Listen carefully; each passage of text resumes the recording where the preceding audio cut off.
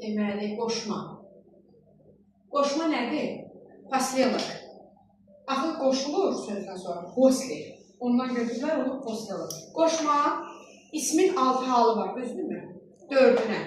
Adlıq, yəlik, yönlük və çıxışlıq. Hallarına qoşularaq məna çaları yaradır. Qoşulmur hansı hallara? Təsirlik və yerlik. Onlara qoşulur.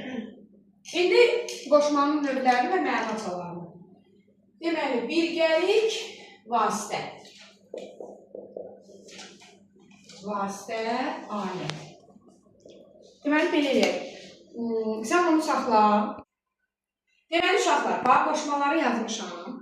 İndi bunları mən həm izah edeyim, həm adlarını deyim. Əslində buradan başladım, sonra bura boş idi yazdım. Baxın, fərqlənmə fərqləndirir. Rusiyada necə deyərik onu fərqləndirir? Razıçayı, aysa. Səndən başqa, səndən özgə, səndən qeyri, səndən əlavə, səndən savay, çıxışlıq halı qoşulur. Məsafə rastiyyə. Rastayaniya, to есть, rastayaniya. Evə dək, evə cəl, evə kimi, evə qədər. Bax, yönlü hal.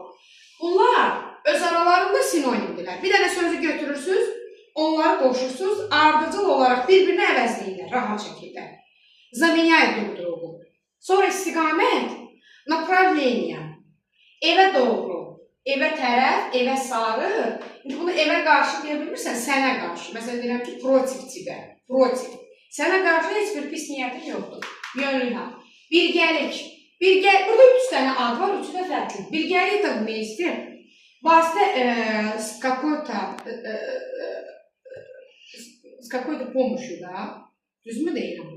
Asıl, s чем-то. Alətdə, o da s чем-то olur. Alət, elə bil ki, necə demək var? Alət, instrument, aysa olur. Bax, məsələn deyirəm ki, atamla, bu birgəlikdir, meyistir. Atamla xəbər də göndərə bilərəm. Atamla bir yerdə gedə bilərəm. Əgər xəbər göndərəmsə vasitədir, bir yerdə gedirəmsə birgəlikdir. Amma çəkiclə vururam. Çəkic nədir rus dilində? Çəkic. Malatop. O olur alət. Aysa olur. Deməli, burada məsələn Araz boyunca gedirəm. Bu vasitədir artıq. Arazda çayadır. Sonra zaman, vremya. Səndən əvvəl, səndən sonra, səndən qabaq. Bax, qoşulur. Nəyəsə qoşulur? Çıxışlıq olur. Ranşı tibə. Səndən əvvəl, sonra qabaq, dünəndən bəri. Sa vчерашнего dня.